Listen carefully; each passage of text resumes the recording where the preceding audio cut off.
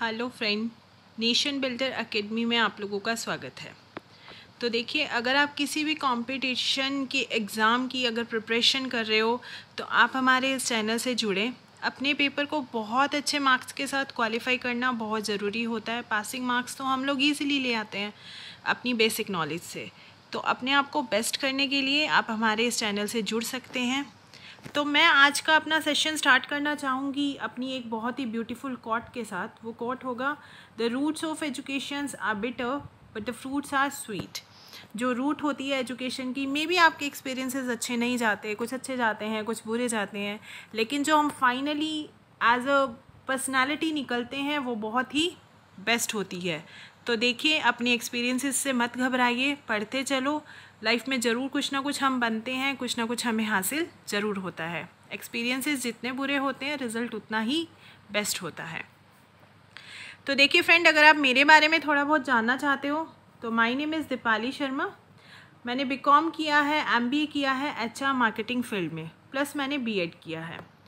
After that मैंने CTET के both paper qualify किए हैं। मैं एक सर्टिफाइड ट्यूटर हूँ गुरुक्यू प्लेटफॉर्म पर, और मुझे 10 ईयर ऑफलाइन टीचिंग एक्सपीरियंसेस है।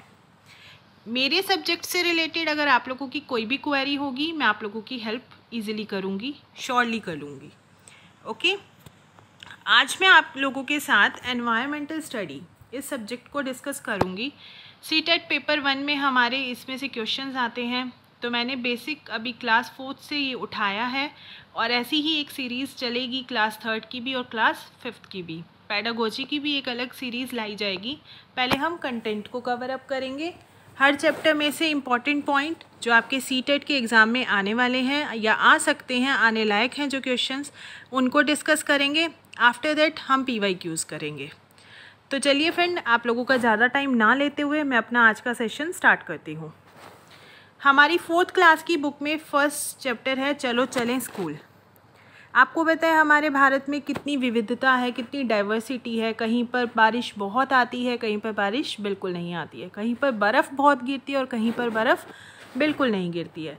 तो ऐसी कंडीशंस में बच्चे स्कूल कैसे जाते हैं, तो क्यों ना हम एक बच्चे की ज़ुबानी ही उसको सुनते हैं कि असम में बच्चे कैसे जाते हैं। एक बच्चा बताता है, यहाँ बारिश बहुत होती है, कभी कभी तो चारों तरफ घुटनों तक पानी भर जाता है, फिर भी हम स्कूल जाने से नहीं रुकते।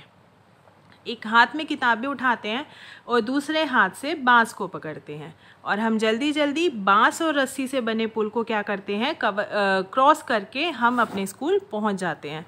तो देखिए कितने हर्डल के साथ ये स्कूल जाते हैं। तो आप लोगों से क्वेश्चन आएगा, तो क्वेश्चन इस तरह से आ सकता है कि असम में बच्चे किस तरह से स्कूल जाते हैं या कौन सा बना पुल पार करके स्कूल जाते हैं। तो आपका आंसर होगा बांस से बना पुल। ठीक है, आगे बढ़ते हैं। नेक्स्ट आता है सीमेंट से बना पुल।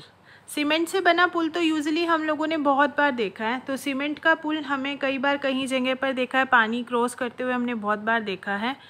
तब हम भी पुल से जाते हैं, ये बच्चे बोलते हैं। कई जगह पे जब हमें पानी पार करना होता है तो ये सीमेंट, ईंटों और लोहे के सरियों से बना होता है। ये यूजुअली जो शहर होते हैं, जो डेवलप्ड एरिया होता है, वहाँ पर बच्चे इस तरह के पुल को पार करते हैं। आगे हम बात करेंगे वल्लम। देखिए ये सीटेट में ये क्वेश्चन आया भी है। वल्लम, तो केरल के कुछ भागों में बच्चे पानी को पार करने के लिए वल्लम, वल्लम क्या होती है, ये मैं एक छोटी सी इमेज लाई हूँ। लकड़ी से बनी छोटी सी नाव होती है। बच्चे इस नाव में बैठकर कहाँ जाते हैं, स्कूल जाते हैं। क्वेश्चन किसी भी तरीके से आ सकता है। वल्लम नाव कहाँ पाई जाती है, तो केरल में। या केरल में बच्चे किस तरह की नाव का प्रयोग करते हैं, तो वल्लम का प्रयोग करते हैं। आगे बढ़ते हैं। ऊँट गाड़ी, जिस तरह नाम से ही पता लग रहा है, रेगिस्तान का जहाज़ किसे कहा जाता है, ऊँट को। तो रेगिस्तान में ही ये चीज़ें यूज़ होगी, ये गाड़ी यूज़ होगी। बच्चे बोलते हैं हम रेगिस्तान में रहते हैं, दूर दूर तक रेत ही रेत नज़र आता है, दिन में तो रेत बहुत ही ज़्यादा तपता है। तो हम ऊँट गाड़ी में बैठकर कहाँ जाते हैं, अपने स्कूल जाते हैं। देखिए नेक्स्ट आता है जुगाड़। ये भी सीटेट में ये क्वेश्चन आया हुआ है। जब हम PYQ करेंगे तो आपको ये पता लगेगा। यह फटफट करके चलती है, शानदार है ना, ऐसा एक बच्चा आपसे पूछ रहा है। आगे से देखो, ये एक मोटर बाइक जैसा लगता है और पीछे से ये लकड़ी के फट्टों से बना हुआ होता है। तो देखिए ये कहाँ पाया जाता है, ये बेसिकली गुजरात में पाया जाता है। कहाँ पाया जाता है? जुगाड़ गुजरात में पाया जाता है। मैं यहाँ पर आपको एक पॉइंट और याद दिलाना चाहती हूँ कि लद्दाख में बच्चे किस तरह से स्कूल जाते हैं, तो वो ट्रॉली का यूज़ करके जाते हैं। ट्रॉली पता है, एक रस्सी होती है, उस रस्सी पे इस तरह से एक ट्रॉली बनी होती है कि 4-5 बच्चे एक बारी में उसमें बैठते हैं और इस तरह से मतलब एक जगह से दूसरी जगह पहुँचते हैं। तो देखिए, इस तरह का कोई भी क्वेश्चन अगर आपके एग्ज़ाम में आएगा तो आप इजीली अटेम्प्ट कर पाएंगे। इसी बुक के नेक्स्ट चैप्टर पे चलते हैं कान कान में। अभी कान कान में का मतलब है कि हर इंसान के, हर जानवर के कान डिफरेंट होते हैं। तो देखिए, कुछ जानवरों के कान बाहर दिखते हैं, कुछ के नहीं दिखते। अब किन के दिखते हैं, किन के नहीं दिखते, आप एज्यूम कर सकते हो। पक्षियों के कान नहीं दिखते, लेकिन उनके सिर के दोनों तरफ क्या होते हैं? छोटे छोटे छेद होते हैं, वो पंखों से कवर अप होते हैं। इन्हीं छेदों की मदद से वो क्या करते हैं? वो सुन पाते हैं। आपने कभी देखा है किसी पक्षी का कान? मैंने तो नहीं देखा। वो क्योंकि वो कवर अप होते हैं, छोटे छोटे से होल होते हैं। ठीक है, आगे आता है कि जानवरों की खाल पर बना डिज़ाइन जो हमें शो होता है वो किस वजह से होता है? उनके शरीर पर बाल होने के कारण। ये क्वेश्चन भी आया है सीटेट में। देखिए, बालों का मुलायम होना, बालों का घना होना या बालों का टेक्सचर कैसा होगा, ये डिपेंड करता है वहाँ की जलवायु पर। लेकिन जो पैटर्न बना होता है जानवरों के शरीर पर, वो पैटर्न क्यों बना होता है? इनके बालों की वजह से। अगर हम इनके बालों को हटा दें तो कुछ नहीं है, प्लेन सरफेस हम लोगों को नज़र आएगा। ठीक है, तो थोड़ा ये ध्यान से कि उनके शरीर पर जो बाल होते हैं उन्हीं की वजह से उनके शरीर पर हमें डिज़ाइन दिखता है। बालों का घना होना, कड़क होना, मुलायम होना, ये सब वहाँ की जलवायु पर डिपेंड करता है। क्लियर? मैं आगे बढ़ूँ उससे पहले मैं आप लोगों को यहाँ पर एक चीज़ और बताना चाहूँगी, और वो पॉइंट ये है कि आप लोगों के एग्ज़ाम में ये आया हुआ है, जिन जानवरों के कान हमें बाहर दिखते हैं और जिनके शरीर पर क्या होते हैं? बाल होते हैं, वो क्या करते हैं? वो बच्चे को जन्म देते हैं। ठीक है, इस तरह का क्वेश्चन पूछा गया है, इसीलिए मुझे याद आया तो मैं आप लोगों को बता रही हूँ। बच्चे को जन्म देते हैं, लेकिन जिनके कान बाहर नहीं दिखाई देते, शरीर पर बाल नहीं होते, वो क्या करते हैं? वो एग ले करते हैं, अंडे देते हैं। ठीक है, तो प्लीज़ आप इसको नोट डाउन कर लीजिएगा। ये मुझे एकदम से याद आया तो मुझे लगा मुझे आप लोगों के साथ शेयर करना चाहिए। इस तरह ये क्वेश्चन भी हमारे सीटेट में आया है, तो मैं आप लोगों के साथ इसको डिस्कस की हूँ। आगे बढ़ते हैं। आगे जो हमारा चैप्टर आता है वो है नंदू हाथी। हम सब ने एलिफेंट्स देखे हैं, है ना? तो कुछ उनके बारे में आज जान भी लेते हैं। तो देखिए, एक बड़ा हाथी एक दिन में 100 किलोग्राम से ज़्यादा पत्ते और झाड़ियाँ खा लेता है। ये बिल्कुल NCERT बेस्ड है। आप लोग ये ना सोचिएगा कि हम लोग अपनी तरफ से कुछ कर रहे हैं, नहीं, NCERT बेस्ड है। तो एक बड़ा हाथी कितने किलोग्राम पत्तियां खा लेता है? 100 किलोग्राम। हाथी फैटी होते हैं तो हमें लगता है ज़्यादा लेज़ी होंगे, नहीं, वो बहुत कम आराम करते हैं। वो दिन में केवल 2 से 4 घंटे ही सोते हैं। हाथी को पानी और कीचड़ में खेलना बहुत अच्छा लगता है। क्यों? क्योंकि उससे उसके शरीर को, उसकी बॉडी को ठंडक मिलती है। और जो हाथी के ईयर होते हैं ना, कान, ये एज अ फ़ैन वो यूज़ करते हैं। क्या? एज अ पंखे की तरह वो उसको यूज़ करते हैं। जब गर्मी लगती है ना तो वो अपने पंखों को हिलाकर ही हवा करते हैं। जो हमारा चैप्टर है उस चैप्टर में नंदू हाथी, उसी की स्टोरी है। तो नंदू हाथी सिर्फ 3 महीने का है, लेकिन उसका वेट कितना है? 200 किलोग्राम। तो आप लोगों से ऐसा पूछा जा सकता है कि एक वयस्क हाथी एक दिन में कितने किलोग्राम पत्ते या झाड़ियाँ खाता है? तो 100 किलोग्राम। कितने घंटे आराम करता है? 2 से 4 घंटे।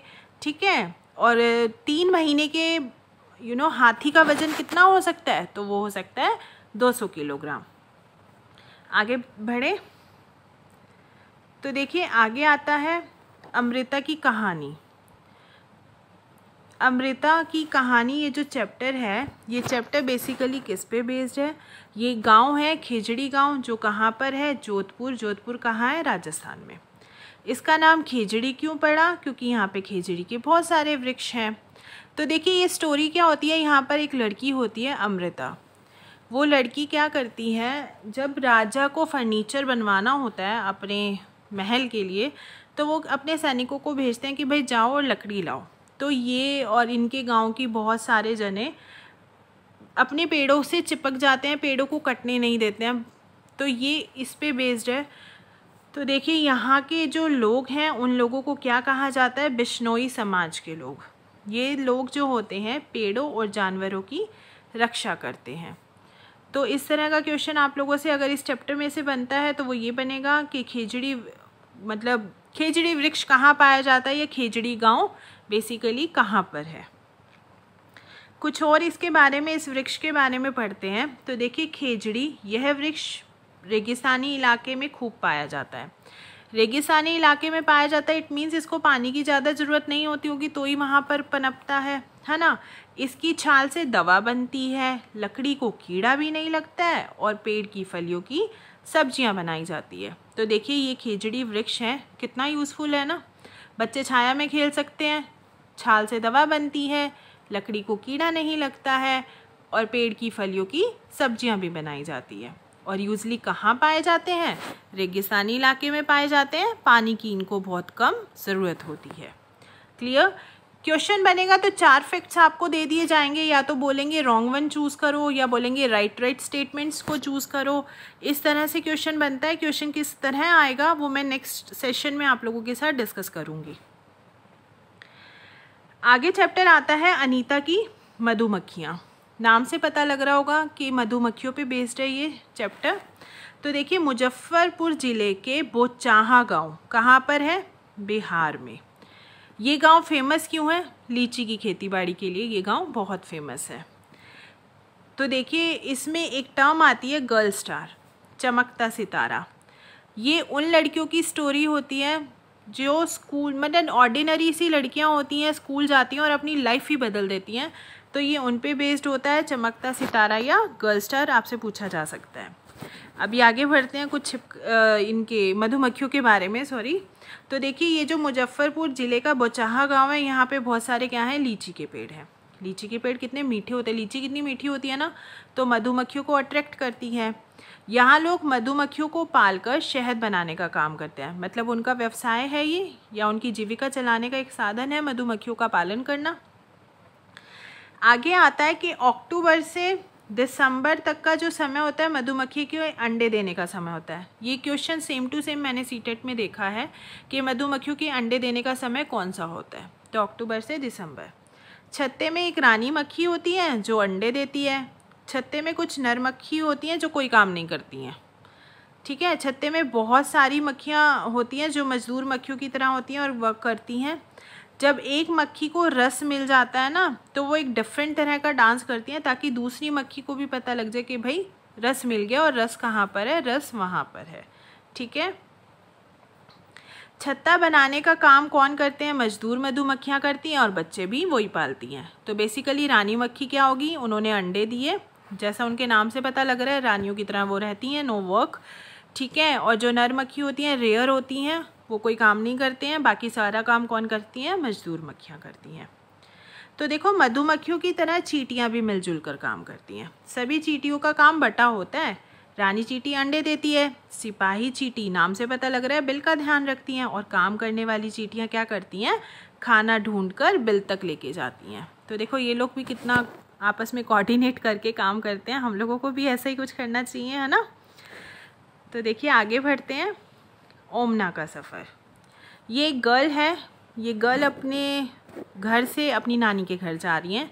तो ये उनकी जर्नी है, आगे आने वाले 2 चैप्टर्स में भी उनकी जर्नी कंटिन्यू रहेगी, उसी पे बेस्ड है ये चैप्टर। तो देखिए गांधीधाम, अहमदाबाद और वलसाड़ कहाँ पर है, गुजरात में। कोझिकोड कहाँ है, केरल में। गुजरात के निकटवर्ती राज्य कौन कौन से हैं, MP, महाराष्ट्र और राजस्थान। केरल के निकटवर्ती राज्य कर्नाटक और तमिलनाडु। ये क्वेश्चन बहुत बार आया है, इसको आप बेशक इम्पॉर्टेंट टर्म में लिख सकते हो। और इसके अलावा मैं आप लोगों को बता दूं, एक दिन हम मैप भी लाएंगे जिसमें हम ये पूरा कुछ डिस्कस करेंगे कौन किसका निकटवर्ती राज्य है। आगे बढ़ते हैं। वही गर्ल हैं जो अपने ट्रैवलिंग में सब कुछ ऑब्जर्व कर रही हैं। तो देखिए मंडगांव कहाँ पर है, गोवा में है। गोवा से केरल तक रेल के रास्ते अगर हम जाते हैं तो 92 सुरंगें और 2000 पुल आते हैं। ये क्वेश्चन भी आ सकता है। केरल में नारियल के पेड़ और चावल की खेती होती है। आपको पता है कि केरल की जलवायु कैसी होती है, मॉइस्चर होती है, क्योंकि समुद्र के तट है वो इलाका, तो चावल की खेती वहाँ पर बहुत होती है। यहाँ के लोग कौन सा परिधान पहनते हैं, सफ़ेद या क्रीम कलर की कॉटन की धोती या साड़ियाँ पहनते हैं।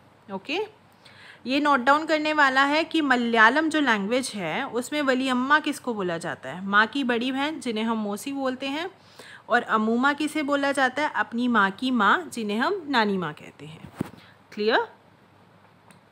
आगे बढ़ूँ तो देखिए, ये तो आप डेफिनेटली इस पे इम्पॉर्टेंट लगा लीजिए, ज़रूरी नहीं है सीटेट किसी भी एग्ज़ाम में ये आपके लिए बहुत यूज़फुल है। मलयालम ये लैंग्वेज कहाँ बोली जाती है, केरल लक्षद्वीप में, कोंकणी गोवा में। मराठी महाराष्ट्र में बोली जाएगी। गुजराती लैंग्वेज सिर्फ गुजरात में ना बोल के दादर नगर हवेली दमनदीप में भी बोली जाती है। और कन्नड़ लैंग्वेज कर्नाटका में बोली जाएगी। ओके, आगे उसी गर्ल के सफ़र के बारे में जो स्टोरी है, नानी के घर तक। केरल में पानी के दूसरी तरफ जाने के लिए केवल फेरी का ही इस्तेमाल होता है। फेरी क्या है, फेरी भी एक छोटी सी नाव है जिसका यूज़ किया जाता है। आगे ये है इन्फॉर्मेशन जो हमें रेलवे टिकट पे मिलती है। ये भी मोस्ट इम्पॉर्टेंट क्वेश्चन सीटेट के पॉइंट ऑफ व्यू से है, सीटेट का फेवरेट क्वेश्चन आप बोल सकते हो। तो देखिए क्या होता है, ट्रेन का नंबर लिखा होता है, किस दिन हमें जर्नी स्टार्ट करनी होती है वो डेट लिखी होगी, कौन से बर्थ पर हमें बैठना है वो बर्थ का नंबर होगा, प्लस क्या रेंट है, क्या फेयर है वो लिखा होता है। ओके, अहमदाबाद से नागरकोइल स्टेशन तक 13 रेलवे स्टेशन आते हैं। ये सभी आपके चैप्टर बेस्ड हैं, उसी में से क्वेश्चंस बनते हैं और वो ही मैं आप लोगों के सामने लेकर आई हूँ। नेक्स्ट आता है चैप्टर हमारा बदलते परिवार।